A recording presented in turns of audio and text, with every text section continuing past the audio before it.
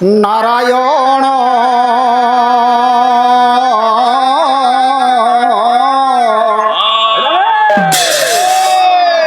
প্রভু গুরু অন্তর্যামী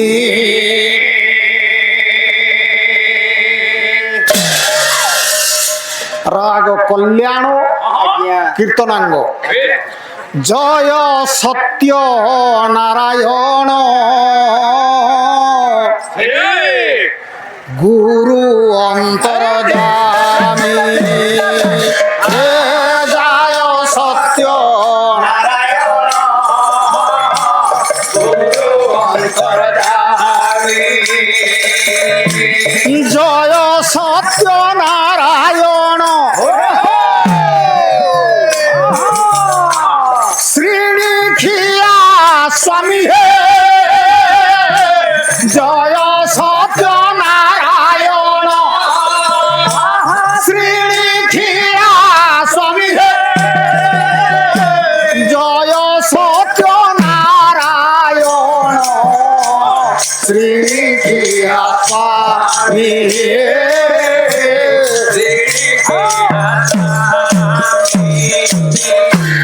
জয় সত্য নারায়ণ সন্ধ্যা আরতি রে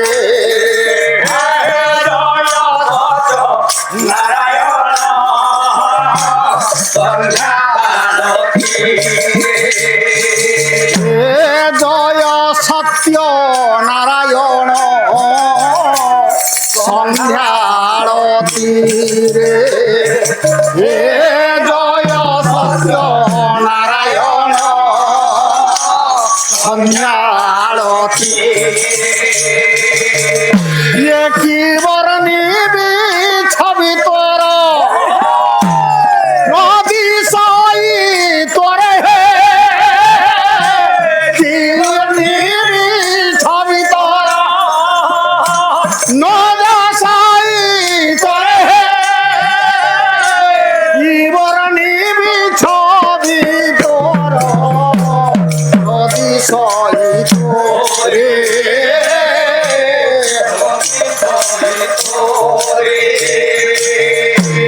অর্ঘ্য থাড়ি ধরি নারী দিয়ন্তি হুড় হুড়ি এ অর্ঘ্য থাড়ি ধরি নারী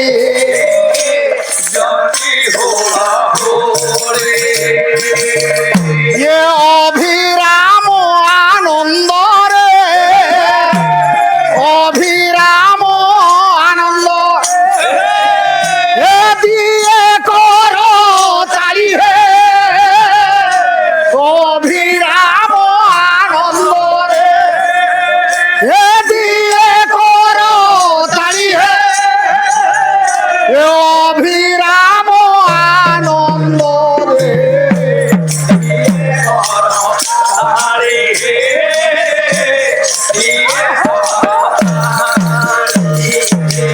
বনমারি হে বনমারি বনমারি হে বনমারি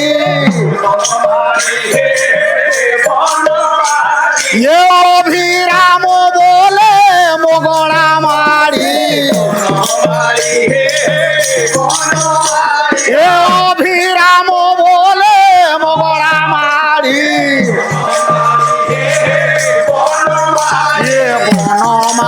এ বনমারি হে বনমারি অভিরাম বলে মগড়া মারি বনমারি হে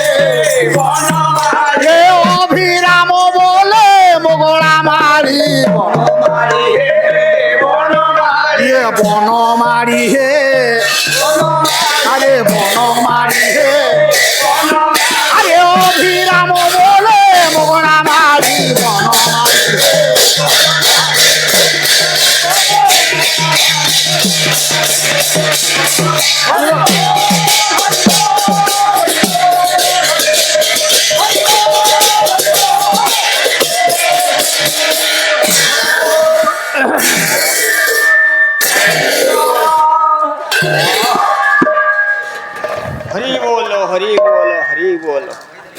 লেখিলে হিরণ্য গর্ভ সমবর্ততাগ্রে ভূতস্য জায়া পতিরেক মাসি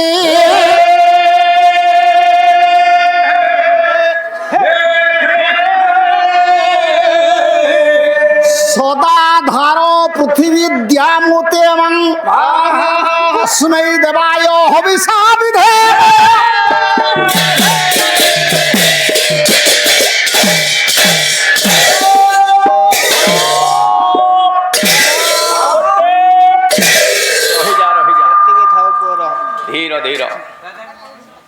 সম্মানাস্পদ বিবুধ মণ্ডলী মো পালা প্রেমী সুধী সমাজ উপস্থিত হইথিবা মোর মা মাউসী সমাজ ইয়ে মা তারিণী বায়ক সংঘর সমস্ত সদস্যবৃন্দ এবং অন্যান্য সঙ্গীত আচার্য মানে ভাই ভৌণী মানে এ মঞ্চরে পদার্পণ করি সমস্তଙ୍କୁ শুভেচ্ছা জনাই গোটিয়ে মঙ্গলাচরণ শ্লোক আবৃত্তি করেছি বাবু মানে ইয়ে মঙ্গলাচরণ শ্লোকটি শ্লোকরে যাও নাহি ଏହା ହେଉଛି ଏକ ବେଦୋକ୍ତ ମନ୍ତ୍ର ମନ୍ତ୍ର ଆପଣମାନେ ସମସ୍ତେ ଜାଣିଛନ୍ତି ଆମ ପୃଥିବୀ ବକ୍ଷରେ ସବୁଠାରୁ ଆଦ୍ୟ ଗ୍ରନ୍ଥ ହେଉଛି ଋଗ୍ବେଦ। ଏହି ଋଗ୍ବେଦର 10ଟି ମଣ୍ଡଳ ଅଛି। 10ଟି ମଣ୍ଡଳରୁ 10ମ ମଣ୍ଡଳର 9ମ ସୂକ୍ତ ଯାହାକୁ ହିରଣ୍ୟ ଗର୍ଭ ସୂକ୍ତ ବୋଲି କୁହାଯାଏ। ବାବୁ ମାନେ ସେଇ ହିରଣ୍ୟ ଗର୍ଭ ବା ପରମାତ୍ମା କିମ୍ଭୂତ କେମିତି ହିରଣ୍ୟ ଗର୍ଭ ସମବର୍ତ୍ତତାଗ୍ରେ ବସ ଦୁଇ ପଦ ଆଲୋଚନା କରିବା। আরে পিলামানে সমস্তে জানতে হিরণ্য অর্থ হচ্ছে মা সোনা, কিন্তু এ বেদর অর্থ লৌকিক অর্থরে জীব নাহি। যদি বেদর অর্থ আপন মানে লৌকিক অর্থরে নেবে ভুল হয়ে যাব, কারণ ଏହା হচ্ছে আর্ষ বচন। মুনি ঋষি মানଙ୍କର ଦିବ୍ୟ ଜ୍ଞାନ ସ୍ଫଳରେ ଯାହା ସ୍ଫୁରଣ ହଉଛି ତାହା ହଉଛି ଆର୍ଷ ବାକ୍ୟ ବା ଆପ୍ତ ବାକ୍ୟ। ଏହାର ଦିଗ ହଉଛି ଅଲଗା। ମା ତେଣୁ ହିରଣ୍ୟ ଅର୍ଥ କହିଲେ ଆମେ ଇଏ ଜଗତରେ ଯାହା ଦେଖୁଛେ ତାହାକୁ ହିରଣ୍ୟ ବୋଲି ଗ୍ରହଣ କରିବା। ସୂର୍ଯ୍ୟ ହେଲେ ହିରଣ୍ୟ, ଚନ୍ଦ୍ର ହେଲେ ହିରଣ୍ୟ, ଅଗ୍ନି ହେଲେ ହିରଣ୍ୟ, ପଶୁପକ୍ଷୀ ହେଲେ ହିରଣ୍ୟ, ମନୁଷ୍ୟ ସମାଜ ହେଲେ ହିରଣ୍ୟ, 56 କୋଟି ଜୀବଜନ୍ତୁ ସବୁ ହେଲା ମା ହିରଣ୍ୟ। ଏଇ ହିରଣ୍ୟ ଗୁଡ଼ିକ ଯାହା ଗର୍ଭରେ ଅଛନ୍ତି ସିଏ ହଉଛନ୍ତି ମା ପରମାତ୍ମା। ଆମେ ଦେଖିପାରୁ ନାହିଁ, ତାଙ୍କର ଗୋଟିଏ ଅବସ୍ଥିତି ହଉଛି ନିଜ ହୃଦୟ କନ୍ଦରରେ। ଏକ ବାବୁରେ ହିରଣ୍ୟ ଗର୍ଭ ସମବର୍ତ୍ତତାଗ୍ରେ ପିଲାମାନେ ଆଜ ବସନ୍ତ ଅଗ୍ରେ କହିଲେ ଆଗରେ, ଅଗ୍ରେ କହିଲେ ପ୍ରଥମରେ ସମସ୍ତ ଭୂତ ମାନଙ୍କର ଯିଏ ହଉଛନ୍ତି ସୃଷ୍ଟିକର୍ତ୍ତା। ଏଇ ଭୂତ କହିଲେ ଆପଣ ମାନେ ଇଏ ମଣିଷ ମରିଗଲା ପରେ ଯୋଉ ମା ଭୂତ ବୋଲି କହୁଛନ୍ତି ତା ନୁହେଁ। ଇଏ ଭୂତ ହେଲେ ଆମେ ମାନେ, ଆମେ ମାନେ ହେଲେ ଭୂତ। କେମିତି ନା ଇଏ ଭୂତ ହେଲେ 4 ପ୍ରକାର। ସ୍ୱେଦଜ, ଅଣ୍ଡଜ, ଉଦ୍ଭିଦଜ, ଜରାୟୁଜ। ମା ଆମେ ମାନେ ସମସ୍ତେ ଭୂତ। ସ୍ୱେଦଜ ଇଏ କିଛି ଆଜ୍ଞା ନଥିବ, ମିଳନ ନଥିବ, କିନ୍ତୁ ଦେଖିବା ଆଜ୍ଞା କେନାଲରୁ ପୋକ ଜୋକ ସବୁ ଜନ୍ମ ହଉଛନ୍ତି। ଝାଡ଼ରୁ ଆଜ୍ଞା ଗରମ ହେଲେ ଯେ ଗରମ ହେଲେ ତାକୁ ଏ ଜନ୍ମ ହୁଅନ୍ତି କୀଟ ପତଙ୍ଗ ମାନେ। ଇଏ ହେଲା ସ୍ୱେଦଜ, ଇଏ ହେଲେ ଭୂତ ଗୋଟିଏ। ଆଉ କିଏ? ଅଣ୍ଡଜ।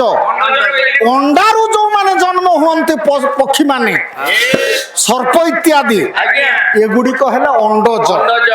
ଇଏ ଗୋଟିଏ ଭୂତ। ଆଉ ଉଦ୍ଭିଦଜ, ବୃକ୍ଷ ଲତା ଗୁଳ୍ମ ଇତ୍ୟାଦି ଏଗୁଡେ ହେଲା ଉଦ୍ଭିଦଜ। ଆଉ ଜରାୟୁଜ, ପୁରୁଷ ଏବଂ ପ୍ରକୃତି ର ମିଳନରେ ଯୋଉ ସନ୍ତାନ ମାନେ ଜନ୍ମ ହୁଅନ୍ତି, ପଶୁ ହୁଅନ୍ତୁ ମଣିଷ ହୁଅନ୍ତୁ, ଏମାନେ ହଉଛନ୍ତି ଜରାୟୁଜ। ଏଇ ଚାରି ଗୋଟି ଭୂତର ଯିଏ ସ୍ରଷ୍ଟା, ଆମେ ତାଙ୍କୁ ଦେଖି ପାରୁନାହୁଁ, ସେ ହଉଛନ୍ତି ପରମାତ୍ମା। ବାବୁ ମାନେ, ଇଏ ପରମାତ୍ମା ଆମକୁ ତିଆରି କରୁଛନ୍ତି। ଏ ମା ଶୁଣ, ଯେତେବେଳେ ତମେ ଆମ କେଶନାକୁ ଯିବ, କେଶନାରେ ସବୁ ଆଜ୍ଞା ପଥର ମୂର୍ତ୍ତି ତିଆରି କରୁଛି, ବାରସି ନିହାଣୀ ସବୁ ଅଛି। ଯୋଉମାନେ ଯାଉଛନ୍ତି କେଶନାକି କିମ୍ବା ଯୋଉଠି ମୂର୍ତ୍ତି ତିଆରି ହଉଛି, ଗୋଟିଏ ଘର ତିଆରି ହଉଛି, ସେଇଠି ବାରସି ଦରକାର, ନିହାଣ ଦରକାର, ହାତୁଡ଼ି ଦରକାର। କିନ୍ତୁ ଅଚ୍ୟୁତାନନ୍ଦ ଦାସ କହିଲେ ନାଇଁ ନାଇଁ, ଏମିତି ପରମାତ୍ମା ଅଛନ୍ତି ଯେ କେମିତି ତିଆରି କରୁଛି? ଆରେ ବାରସି ନିହାଣ ନାହିଁ କରିଅଛି ଘର, ତାରି ଭିତରେ ଅଛି ସେହି ପରାତ୍ପର। ଏ ମାର ଗର୍ଭରେ ତିଆରି କଲା ବେଳକୁ ମା ଏଇଠି ବିଚାର କରିବ, ପରମାତ୍ମା କେବେ ବାର୍ଷିକ ମା ନିହାଣ କିଛି ରଖି ନାହାନ୍ତି। ମାର ଗର୍ଭରେ ତିଆରି କରୁଛି ସନ୍ତାନ। ଆପଣ ନିଜେ ଚିନ୍ତା କରନ୍ତୁ, ସବୁ ଭୂତ ଅର୍ଥାତ ଯେତେ ପ୍ରାଣୀ ଜଗତ ଅଛନ୍ତି ସମସ୍ତଙ୍କର ସ୍ରଷ୍ଟା ହଉଛି ଜଣେ।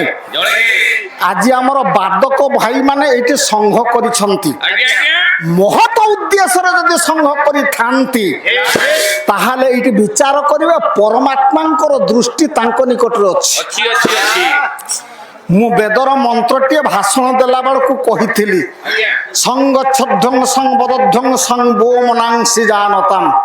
ଇଏ ସାଧାରଣ କଥା ନୁହେଁ ବାବୁ ମାନେ, ପଣ୍ଡିତ ମଣ୍ଡଳୀ, ମା ମାନେ, ପଦ ପଦବୀ ପାଇଁ କେବେ ମଧ୍ୟ ଲାଳାୟିତ ହେବେ ନାହିଁ। ମୁଁ ଏଇଠି ହାତ ଯୋଡ଼ିକି ଜୁହାର କରୁଛି। ଯେତେ ବାୟକ ବନ୍ଧୁ ମାନେ, ମୋ ଜୀବନ କାଳ ଭିତରେ ବହୁତ ବାୟକ ଦେଖିଛି, କଥା ପ୍ରସଙ୍ଗରେ ଏଇଠି ପଦେ କଥା ମୁଁ କହିଦିଏ। ବାବୁରେ, ଏ କେନ୍ଦୁଝର ମାଟି, କଣ କହିଲେ? ଓହୋ, ଏ କେନ୍ଦୁଝର ମାଟି, ଆମ ଦୁଷ୍ମନ୍ତ ମୋ ଛାତ୍ର, ସିଏ ଜଣେ ବାୟକ। ମୁଁ ଜାଣିଛି ପାଠ ପଢଉଥିଲା ବେଳକୁ ମଧ୍ୟ ତା ଗାଇବା ଭଲ, ତା ହାତ ମଧ୍ୟ ଭଲ। କିନ୍ତୁ ବାବୁ ମାନେ, ଆମ ଇଏ କେଉଁଝର ମାଟିରେ ଖରାପ ଭାବିବେ ନାହିଁ, କେଉଁଝର ମୟୂରଭଞ୍ଜ ମାଟିରେ ଆଜ୍ଞା 4 ଗୋଟି ଗଣ୍ଡ ଥିଲେ ଜାତିରେ। ଇଏ 4 ଗଣ୍ଡ 4 ଦିଗରେ ଷଣ୍ଢ ଥିଲେ। ଇଏ 4 ଗଣ୍ଡ 4 ଦିଗରେ ଷଣ୍ଢ ଥିଲେ। କିଏ କିଏ? ଏକ ପବିତ୍ର ମୋହନ ନାୟକ, ଆପଣ ମାନେ ବୟସ୍କ ଲୋକ ଜାଣିଥିବେ। ଏ ହାତ ବି ଥିଲା, ଜ୍ଞାନ ବି ଥିଲା, ମୁଁ ନିଜେ ଦେଖିଛି। 2 ନମ୍ବରକୁ ଆସିଯିବେ ମୟୂରଭଞ୍ଜର ଆଜ୍ଞା ନୀଳାମ୍ବର ନାୟକ, ତା ହାତକୁ ଆଜ୍ଞା ଥରନ୍ତି ପବିତ୍ର ମୋହନ ନାୟକ ନିଜେ କହିଛନ୍ତି। ମୋ ବାପାଙ୍କର ଯେତେବେଳେ ଦଳରେ ଥିଲେ କହିଲେ ଆଜ୍ଞା ତାକୁ ଡର ବହୁତ, ମାନେ ଏମିତି 16 ମାତ୍ରାରେ ବାଜା ବଜେଇ ଦେବ, ଆମ ହାତ ଯିବ ନାହିଁ। 16 ମାତ୍ରାରେ ସିଏ ବାଜା ବଜେଇବ ଯେ ହାତ ଗଣି ପାରିବେ ନାହିଁ, ଆଙ୍ଗୁଳି ଗଣି ପାରିବେ ନାହିଁ। ଇଏ ହେଲା 2ୟ ନମ୍ବର। 3ୟରେ ଆଜ୍ଞା ଲାଲମୋହନ ନାୟକ, ଏମାନଙ୍କୁ ଜୁହାରୁ କରୁଛି, ଶିଖିବାର ଅଛି। ଆଉ ନାହାନ୍ତି ସେମାନେ ଟିପ ଦେଇ ହୁଏ ନାହିଁ। ମୋ ପାଲା ଜଗତର ଆଜ୍ଞା ପ୍ରଥମ ଗାୟକ ହଉଛନ୍ତି ଲାଲମୋହନ ନାୟକ। ତାଙ୍କରି ଆଶୀର୍ବାଦ ମୋ ପାଖରେ ପଡିଛି। ହେଲେ ଆଉ ତୃତୀୟ ନମ୍ବର ଚତୁର୍ଥ ନମ୍ବର ଗଣ୍ଡ ଭିତରେ ମୋ ବାପାଙ୍କର ଜଣେ ଗାୟକ ଥିଲେ ଧରଣୀ ନାୟକ। ମାନ ଏମିତି ଆଣିବ ଯେ ଗାୟକକୁ ଆଜ୍ଞା ଗରମ କରିଦେବେ। ଆଉ ଜଣେ ଗାୟକ ହାସ୍ୟ ରସରେ ଯିଏ ଆଜ୍ଞା ଇଏ ଫୁଟି ଉଠିଥିଲା ସଭା, ସିଏ ହଉଛନ୍ତି କିଏ? ଆମ ପ୍ରଫୁଲ୍ଲର ବାପା ଶଙ୍ଖାଳି ବାବୁ ହେଲା। ଇଏ କେଉଁଝର ମୟୂରଭଞ୍ଜର ଆଜ୍ଞା ଏମିତି ଗାୟକ ଥିଲେ। ମୁଁ କାହିଁକି ଏ କଥା କହୁଛି, ମୁଁ ପରବର୍ତ୍ତୀ ସମୟରେ ପଦ ପଦ ବି କଥା କହିବି, ଆପଣ ମାନେ ଲକ୍ଷ୍ୟ ରଖିବେ। ତେଣୁ ଆପଣ ମାନଙ୍କର ମହତ ଉଦ୍ଦେଶ୍ୟ ଅଛି ଗାୟକ ବନ୍ଧୁ ମାନଙ୍କର ହେଲା। ତେଣୁ ଚିନ୍ତା କରିବେ କେମିତି ଅନୁଷ୍ଠାନଟି ସୁଦୂର ପ୍ରସାରୀ ହେବ। ମୋର ଗୋଟିଏ କଥା ଏଇଠି ମନେ ପଡେ, ବାବୁ ମାନେ ଗାୟକ ସିନା ପାଲା କଲ ଧରିବ, ପାଳିଆ ଗୋଟିଏ ନହେଲେ ଏ 5 ଜଣର ମୁଁ ପାଲା ଗାଉଛି। ଯଦି ଗାୟକଟିଏ ନହେଲା ଶୂନ୍ୟକୁ ଚାଲିଯିବେ, ସେ କଲ ଫେରସ୍ତ ହବ। ଗାୟକ ବନ୍ଧୁ ମାନଙ୍କୁ ମୋର ବିନମ୍ର ଅନୁରୋଧ, ବାବୁ ମାନେ ପିଲାମାନଙ୍କୁ ପଇସା ଠିକ ଦିଅ। ମୁଁ ଆଜି ମଞ୍ଚ ଉପରେ ଏଇଟା ଘୋଷଣା କରୁଛି। ଯେତେବେଳେ ଢେଙ୍କାନାଳ ଜିଲ୍ଲା ଟାଉନରେ ପାଲା ହେଲା ବେଳକୁ ଦୁର୍ଗା ମାଧବ ପୃଷ୍ଟିଙ୍କ ସହିତ ସେତେବେଳେ ନିରଞ୍ଜନ କରଙ୍କର ଜଣେ ସଙ୍ଗୀତ ଆସିଥାନ୍ତି। ଇଏ ପିଲାମାନେ ସେତେବେଳେ ହୁଏତ ଆମର ବସନ୍ତ ଡମ୍ବରୁ ଅରୁଣ ଥିଲେ। ବାବୁ ମାନେ ବୁଢା ଲୋକଟିଏ ମୋ କାନ୍ଧରେ ଚାପି ଧଇଲା, କ୍ଷମା କରିବା ଆଜ୍ଞା ସତ କଥା କହିଦଉଛି, ଏ ପୁଅରେ ତୋ ସହିତ ଆମେ 5 ଥର ପାଲା ଗାଇଲୁଣି ଏ ଦୁର୍ଗା ସହିତ, ତୋର ସେଇ ପିଲା ହିଁ ଅଛନ୍ତି, ତୁ ଠିକ ପଇସା ଦଉଛୁ। ମୋ କଥାଟା ବୁଝିବେ ଆଜ୍ଞା, ଠିକ ପଇସା ନଦେଲେ ପିଲା କେବେ ରହିବେ ନାହିଁ। ମୁଁ ନିରଞ୍ଜନ କରର ଇଏ ଜଣେ ସଙ୍ଗୀତ, ବୁଢା ଚାଲିଗଲା ପରେ ଏ ଦୁର୍ଗା ପାଖକୁ ଆସିଛି। ବାବୁ ମାନେ କଥାଟିଏ ଦେଖନ୍ତୁ, ଆପଣ ମାନେ ପଇସା ଯେକୌଣସି ଆକାର ଆୟତ କରିବେ। ମୋର ଇଏ ସଙ୍ଗୀତ ଭାଇ ମାନେ 2 ପଇସା ପାଇଁ ଗାୟକ ବନ୍ଧୁ ମାନେ 2 ପଇସା ପାଇଁ ପାଲା ଗାଉଛନ୍ତି, ଗୁଞ୍ଜୁରାଣ ମେଟେଇବେ, ପରିବାର ପ୍ରତିପୋଷଣ କରିବେ, ଏଣେ ଲୋକମାନଙ୍କୁ ମନୋରଞ୍ଜନ କରିବାରେ ସେମାନେ ଆଜ୍ଞା ସାଧନ କରିଛନ୍ତି। ତାଙ୍କୁ ନିଜର ତ୍ୟାଗ ମନ ଭାବ ରହିଛି ସେଇ କ୍ଷେତ୍ରରେ। ତେଣୁ କୌଣସି କ୍ଷେତ୍ରରେ ମୁଁ ଏ ଯାବତ ମୁଁ କୌଣସି ଗାୟକ ଏବଂ କୌଣସି ସଙ୍ଗୀତଙ୍କୁ କେବେ ଆଜ୍ଞା କୁତ୍ସାରଟନା କରିନାହିଁ। ମୁଁ କାହିଁକି ଗାୟକ ମତେ ଶିଖେଇଛି। ଆଜି ଦୁଷ୍ମନ୍ତ କହୁଥିଲେ ରାଗ ସଙ୍ଗୀତ ସାର୍ କେତେବେଳେ କେମିତି ଗାଇବେ। ଦୁଷ୍ମନ୍ତରେ ରାଗ ସଙ୍ଗୀତ ସହଜ ନୁହେଁ। ଯୋଉ ଗାୟକ ମାନେ ରାଗ ସଙ୍ଗୀତ ବୋଲି କହୁଛନ୍ତି, ବିଲିମ ପିଟୁଛନ୍ତି, ମତେ ଲାଗୁଛି ଲକ୍ଷ୍ମୀଧର ରାଉତଙ୍କ ବ୍ୟତିରେକ ଆଉ କାହିଁ ମତେ ଦେଖାଯାଉ ନାହିଁ।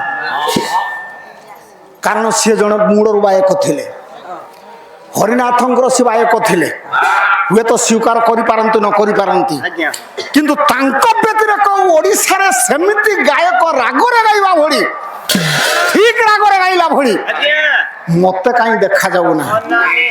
ବାବୁ ମାନେ ତେଣୁ ସିଏ ଯାହା କହନ୍ତି ତାହା ମଧ୍ୟ ପ୍ରଣିଧାନ ଯୋଗ୍ୟ। ତେଣୁ ବାବୁ ମାନେ ଆଉ ଟିକେ ଆଗକୁ ପଳେଇବା।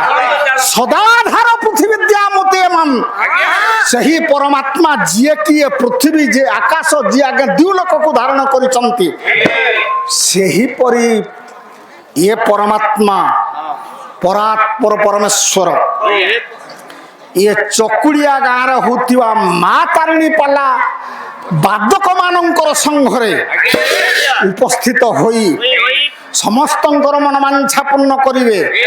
ଗାୟକ ସଙ୍ଗୀତାଚାର୍ଯ୍ୟ ଗାୟକାଚାର୍ଯ୍ୟ ବାଦକାଚାର୍ଯ୍ୟ ସମସ୍ତଙ୍କର ମନମାଂଛା ପୂର୍ଣ୍ଣ କରିବେ। ମା ଭଉଣୀ ମାନଙ୍କର ମନମାଂଛା ପୂର୍ଣ୍ଣ କରିବେ। ଇଏ ଗାଁର ଇଏ ଅଡସ ପଡିଛି ସମସ୍ତଙ୍କର ଇହଲୌକିକ ପାରଲୌକିକ ମଙ୍ଗଳ ବିତରଣ କରିବେ। ତ୍ରିତାପ ଖଣ୍ଡନ କରିବେ।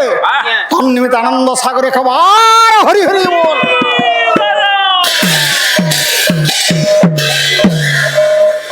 ଏପ୍ରିଲ